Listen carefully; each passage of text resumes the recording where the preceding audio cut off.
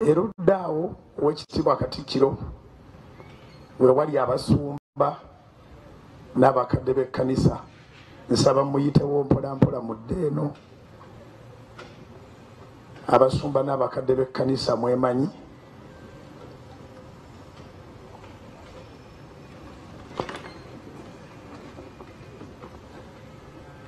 waliwo abasumba abatudde eno namwe mudde wano.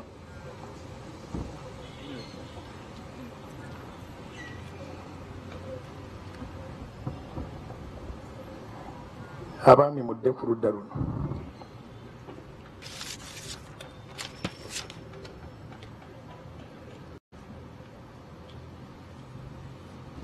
Oweekitiibwa Katikkiro tulinayo abasumba abakyala babiri, Dorothy Nakimuli akulabeko Katikkiro,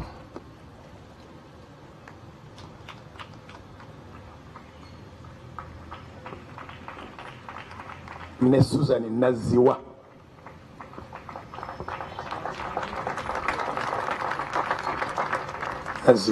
Mubuuze Katikkiro. Mukama waffe yeebazibwe nnyo abooluganda.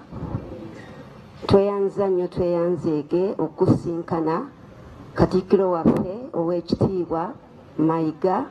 Tweyanza nnyo tweyanzeege otwaniriza mu kifo kino.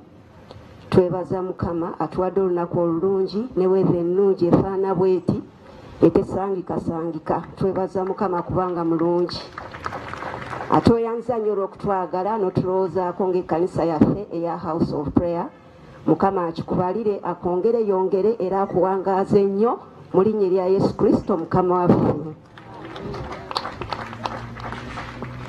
Mukama waffe omulungi yeebazibwe.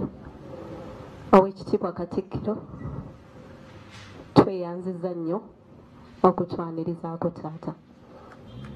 Tusiimidde ddala. Ssaabasajja Kabaka awangaale. Maama n'abagerekagerekera Obuganda, abalangira n'abambejja bawangaale nnyo. Era Mukama tumwebaza ne Ssaabasajja Kabaka twongera omuwonga mu ndagaano ey'omusaayi gwa Yesu.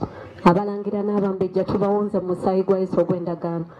Olubiri lwa Ssaabasajja ne woofiisi ye Bulange Mengo byonna tubibise mu musaayi gwa Yesu. Awangaale nnyo nnyo nnyo.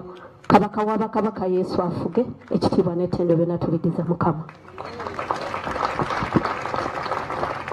Abo be bakyala bokka be tulinawo abasumba. Omuntu bawulirawo Soprano Rosan musumba Bujinga asumba yekka, naye waliwo abasumba abalala bangi. Abaami bo bangiko bonna nga babayimiridde wano basumba abali mu maaso. Abasigadde bakadde ba kkanisa. Ku lw'abakadde ba kkanisa n'abasumba kampe mukulu Kizza y'abaabuuza. Tusiimye nnyo Oweekitiibwa Inginiya Peter Charles. Tuli basiimu nnyo nga bakadde b'ekkanisa era tussa obwakabaka bwa Katonda mu mikono gya Katonda ebiseera byonna era nga tusinza Katonda omulamu yalonda bakabaka.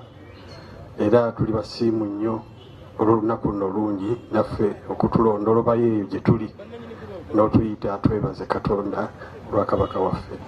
Kitiibwa n'ettendo tukiddiza Mukama. Mukama bawa omukisa. Tuli ttiimu nnene nnyo Oweekitiibwa Katikkiro, naye bangi tetusobodde kujja nabo olw'okubanga lunaku lwa kakkalabya.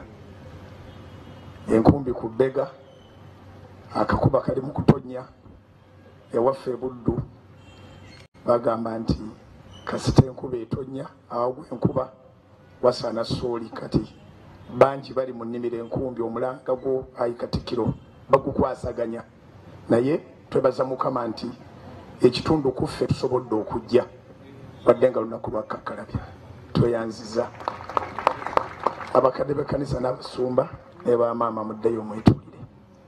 Download the Salt Media app from the Google Play Store and the Apple App Store.